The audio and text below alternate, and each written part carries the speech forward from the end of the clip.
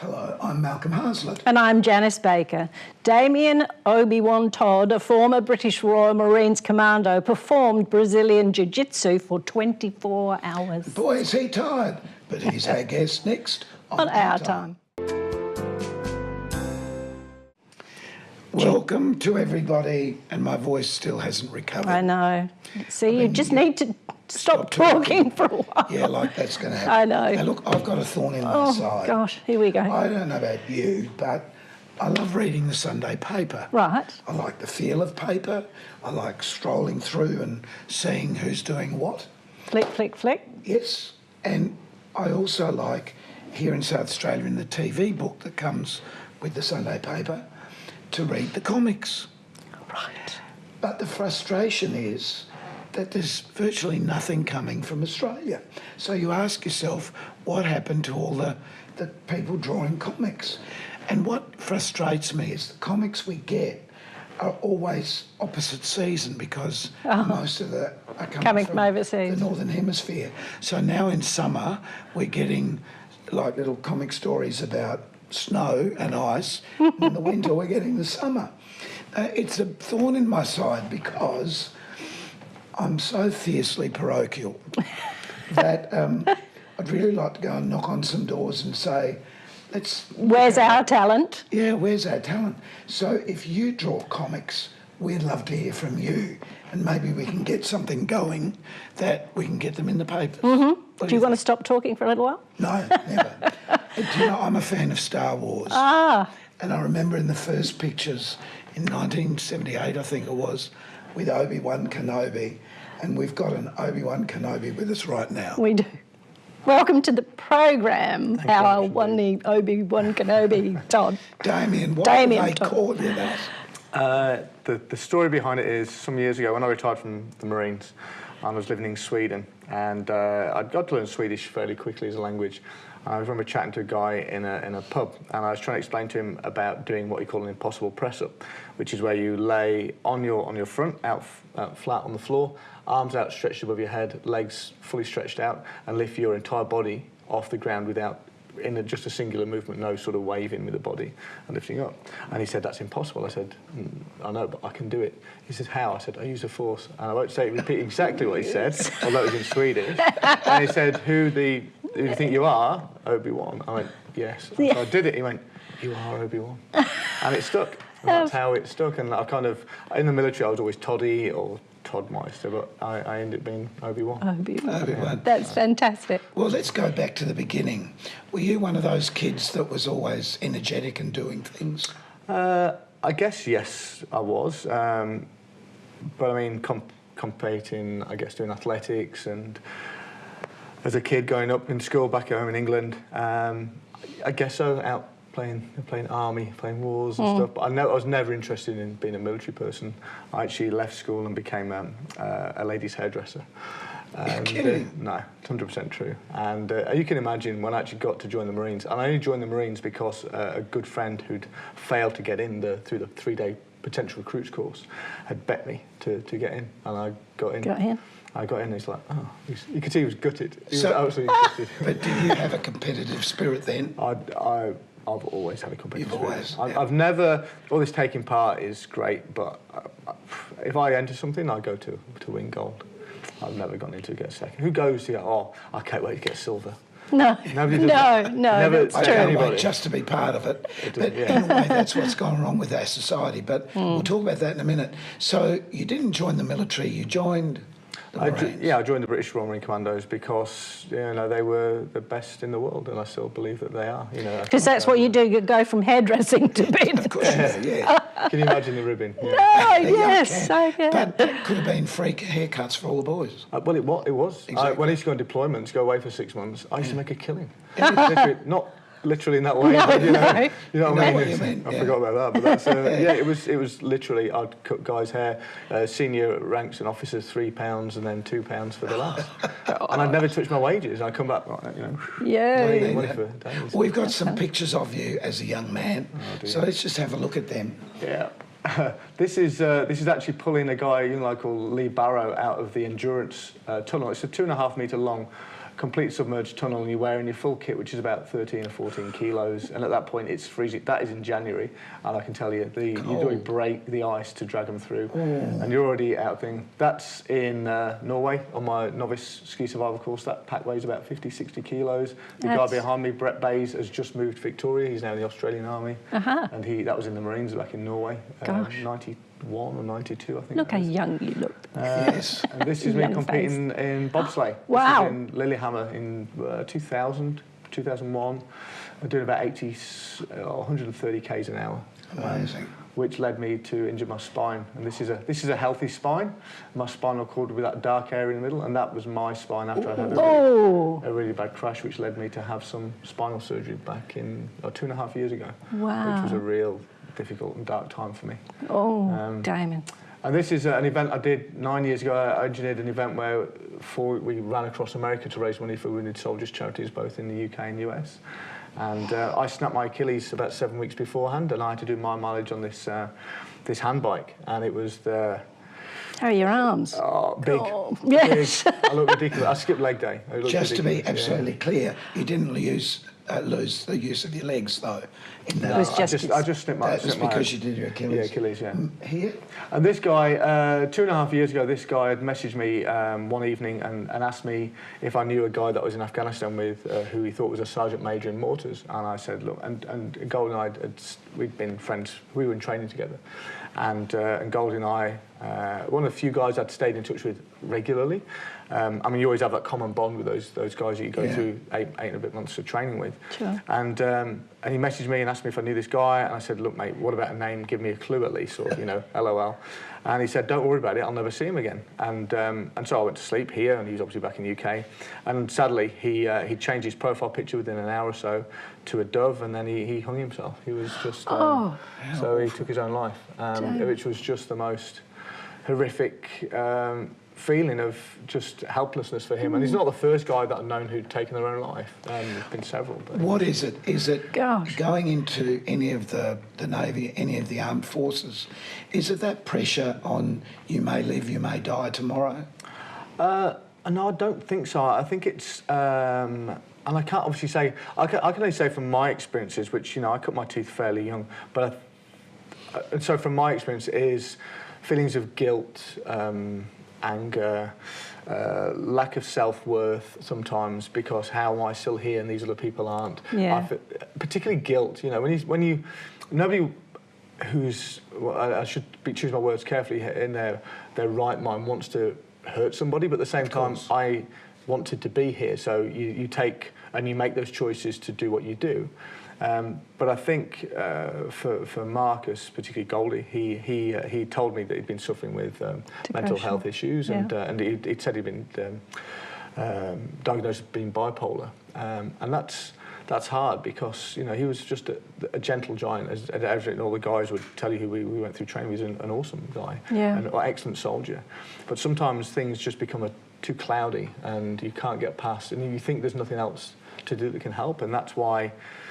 I've done the things I've done since then to try and help, to show people that you can, when you really think you're down and out and you can't do anything. And I've been there. I've been very close to not being here several times, but I'm very pleased that I am, because and I've said this to so many people that I literally wake up every day and try and find a reason to finish the day and find a reason to live, and even told people you're my reason to live today, not to make them feel any better or me feel any worse, but just to have a goal. I think it's really important for people to have goals. Absolutely. And each day, if you are that way, to give yourself a goal, why wouldn't you? And it sounds so defeatist, but it's actually the very optimistic point of being. I think you've really got to have a reason to fulfil the day.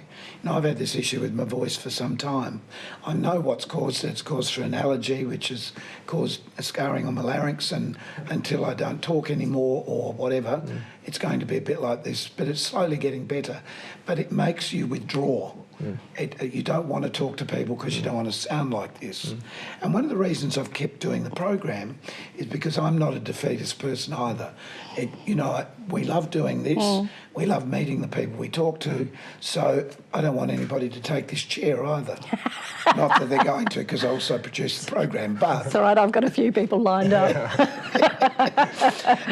Do you feel then that people that maybe have bipolar issues and things like that are attracted to the Navy or the Army? No, because I think those particular... I mean, I'm not an expert at all. I mean, I have... No, but you've been part of it. Yeah, of so course. You're surrounded with other guys. Yeah, I think... You know, I think when I think back now to those early days, I think and the merry men that I was amongst 52, myself and 52 other people that were there in that troop at that time. The most, interesting when you had to go out, stand out in front of everybody and tell them what you did before and why you were there.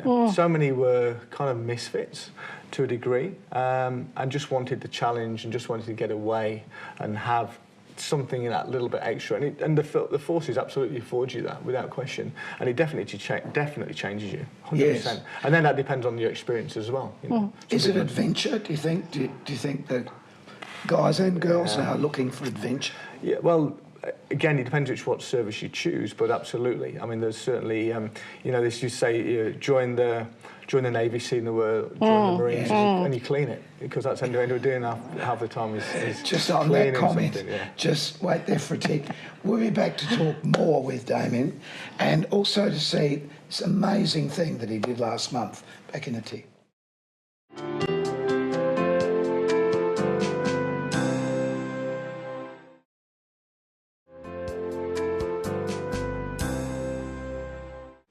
Welcome back. We are back with Obi-Wan Kenobi. Obi-Wan Todd. And that's Damian Todd. Yeah. Damian, we were just saying a minute ago about the guys and girls that are attracted to this, and you've got knowledge of the Are You OK?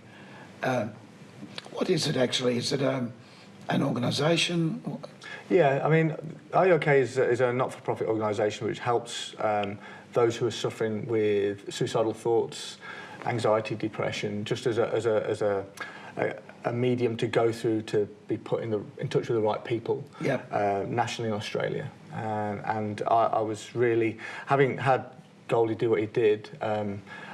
Over the last couple of years, I've wanted to try and do something for charity, like I did with the Gumpathon, the run across America. Talk about that in a moment. So I think Are You OK are just an awesome organisation. There are very few people in that. There's only 9 people that actually run that whole entire organisation, which is It's often what happens, isn't it? Yeah. Is that right? Only 9 people? 9 people. It's incredible. It makes you wonder, though. I know with my father in the Second World War, coming back and just having to, he just blocked everything out. Didn't want to talk about it, didn't want to celebrate Anzac Day, didn't want to know about it again. He just wanted to get on with his life. But I think from going back to the First World War, because it was warfare like had never happened before, those guys that went through the 20s, 30s and 40s, how did they cope? I can't even imagine. I don't think they did. Because nobody talked about it. No, it was just... and a case of still now, there's still a certain amount of stigma to be had. And one of the things I've tried to do from saying, hey, I'm a 48-year-old former Marine of 22 years service, and I've done these great things, and I've had to do this and this, but you know what, I'm not okay. I suffer sometimes. And I don't mind telling you. Because most people think, hey, you're that guy, you're kind of that tough guy. No, I am, but I'm a human. Yeah. I'm a human being, and it's okay to stand up, and if I can do it, you can do it. And I've had messages like that in the past few months. It's a bit of a if you prick us, do we not bleed thing, isn't it? Because all human beings have exactly those same emotions, really. Yeah. So you've just a month ago, you did the most extraordinary thing. Just explain what it was. Okay. So I started training in Brazilian Jiu-Jitsu not long after I'd been over in Australia, so sort of May 2014. What's the difference between Brazilian and... Normal. Japanese Jiu-Jitsu. Is it normal? Yeah. Well, it is to me. Yeah. To other people. So it's an element of ground fighting, a mix of judo, but it's no striking, so there's no actual punches or kicks, as in there would be in Jiu-Jitsu. So it is about limb locks, chokes, strangles. It's almost like a ballet, isn't it? Oh yeah, you could say it to a degree, but Yeah, it's like a certainly contemporary dance. Yeah, piece. they call it human chess because you've moved one point to one point around a person to eventually get a submission or points. Well, just so we know what we're really talking about, we've got some photos of what you just did, starting at the beginning. Yeah. So what I actually did was engage on creating a world record where I grappled against 228 people. Only 228. I know. Good gracious, what's wrong with you, basic man? stuff. I know. Gosh. Could have gone 230, eh? Well, there was 228 people over this period of 24 hours, grappling with each individual for 5 minutes with just a 1 minute break, and then having every 3 hours 48 a 12-minute break in which I had some drinks, etc., and then. But they were giving you fluid intravenously as well. Yeah, I had an intravenous at midnight and then at 8 a.m. So one after 12 hours and one after 20 hours. Do you get a toilet stop? I had to squeeze the toilet in, for want of a better word. I'm trying to be diplomatic. Yeah, it must have been about. Yeah, I think twice I actually stopped when I didn't have my 12-minute breaks. When you got to go, you got to go. Yeah, I mean, you just. And it was literally rush in, undo it. This is like the penultimate round with this guy. This is Mick. He gave me my purple belt a few weeks back, and then I gave the final round to my wife. So she was the one. And this is my wife here. Melissa. She's an Australian. She's Balaclava girl. So Wow. So yeah, we it was my wife. Yes. Like that. Yeah, it was pretty. It was incredibly. A lot of people said, "Nah, you're not going to do it. You're not going to do it," because most people struggle sometimes after 5 minutes. So it's incomprehensible to think they're going to do 24 hours. Why? Yes. Because I wanted to prove that even when you're on your absolute bones of what you think you can do, the mind is exponentially greater and more powerful. You can have the best guns, if you want to call it that, in the world, but the mind is much more powerful than the muscle. And that's why you can say, well, I'm really struggling. I'm really down and out. There's always a way, and I proved to so many people, literally all around the world. I can't tell you how many messages I've had from all around the world, I'm still having, from all these people who have reached out for help and support. And because this was streamed live, wasn't it? It was streamed live, yeah, and there were How many countries? 43 that were watching at some point. So 43 countries. 43 different watching. countries. It's Yeah. fantastic. That's extraordinary. That is isn't it? extraordinary. Yeah. Do you feel now is the time to set yourself more goals? Or was this a goal that you wanted to achieve and now you say, well, I'll just sit here for Have a break for a while? contemplate the lint in your navel? Yeah, I could do, but I think I found, having done the Gumpathon before and then this and raising money, and at this stage there's over $30,000 and it cuts off soon. But I think there's more to be done. Next year, I want to raise $1 million for both Are You OK and Cancer Council by being the first person to have handbiked across Australia around the longest route by 4,680 k's. I want to do it in 34 days. You mean around the outside? Yeah, to go from Perth down to Adelaide, Adelaide to Melbourne, Canberra, Sydney. That's what I want to do. Wow. To raise money I want to raise $1 million. I can do it. So how do you feed yourself during a time like that? Because obviously food's got to be prepared in advance. Yeah. It's got to have high energy content. So is your wife your support then? She will, yeah, I won't have any choice in that. She'll be there. She'll be there. Yeah, she will. Definitely, I can guarantee she'll be there. Yeah, she wants to be there. She knows I've already set myself it.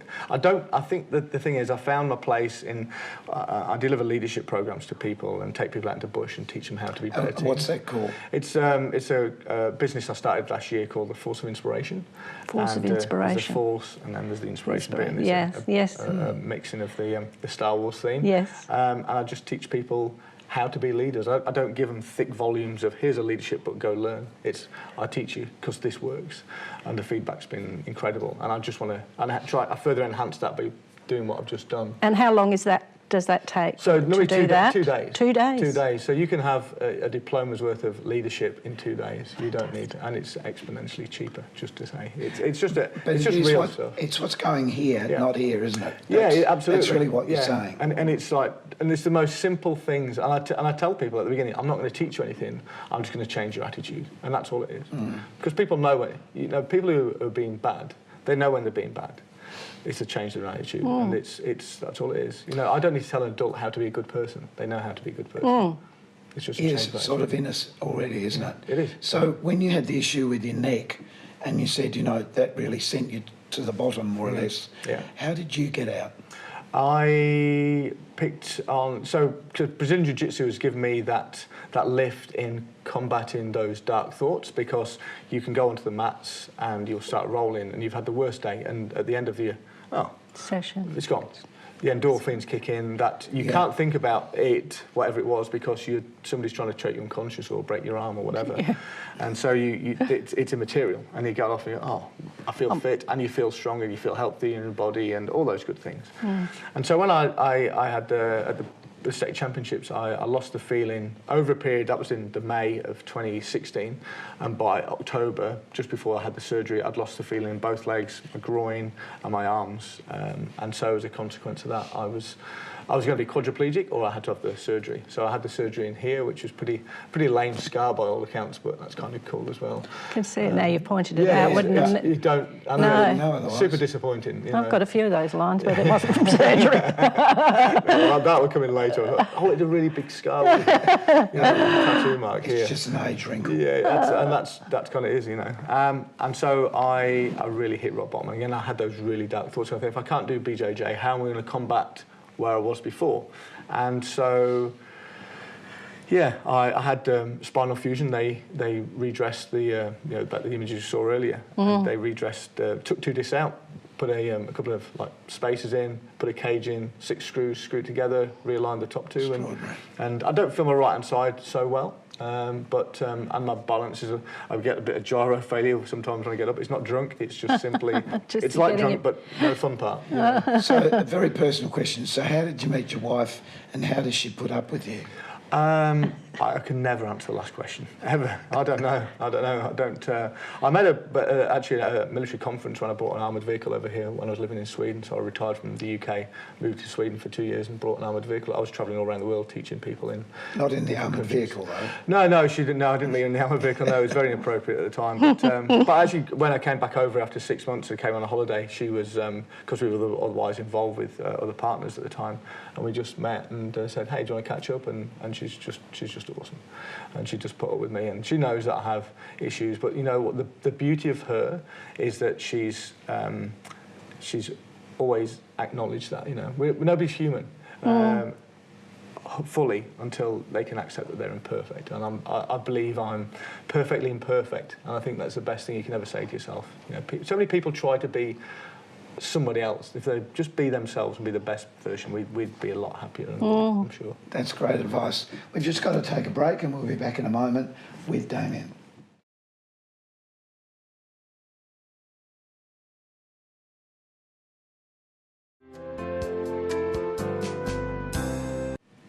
Welcome back. We have Obi-Wan Kenobi. No, it's Damian Todd, actually. Damian Obi-Wan Todd. Welcome back. I like that title. Yeah. Damian, what advice would you give? It could be returned soldiers, it could be seamen, it could be airmen, it could be whatever, who are starting to feel that pressure that drives them down into depression. What advice would you give?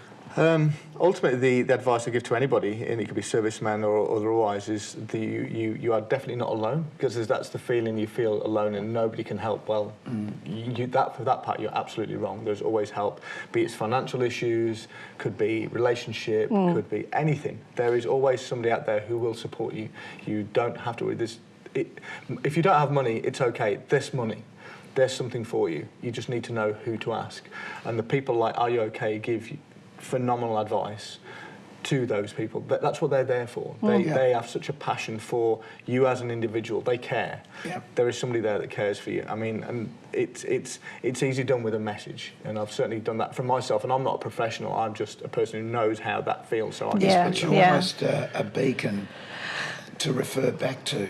As an example, yeah, that would be nice to be referred to that, and it's very humbling. It's not... it's not something you set out to do. No. But it's something that you can be, I guess, that other people are going to see. Yes, but this is a man that started off as a hairdresser, and look what he's doing now. Yes, and what did happen to your hair? There you go. I don't know, it's somebody cut it at some point. I think my wife actually cut it last time, so I'm awarded her. I love that. Yeah. So what do you want to do when you grow up? I don't think I ever will. I don't want to grow up. I don't want to be. All I want to do is make people happy and make people happy in life. I think there's any greater feeling. I'm sure people, having watched this, you would have been a great source of inspiration. Thank you, Damian, so much. It's been lovely meeting you, Damian. We wish you all the very best of luck Thank with you, everything Ashley. you're Appreciate doing. It's time for us to go. Good luck to you. Keep yourself nice till we see you next. Next time on Our Time. Take care.